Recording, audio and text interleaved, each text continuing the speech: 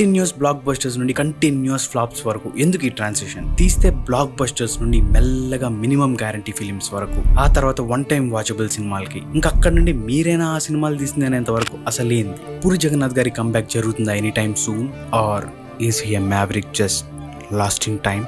మొత్తం మాట్లాడుకుందాం. And trust me, this video is going to be interesting. So మీరేం చేయాల్సిన పని లేదు, వీడియో నచ్చితే లైక్ చేయడం తప్ప. అండ్ ఛానల్ కొత్త కూర్చుంటే వీడియో అయ్యాక ప్రొఫైల్లో కంటెంట్ చెక్అవుట్ చేయడం మాత్రం మర్చిపోకండి. Let's get into the video.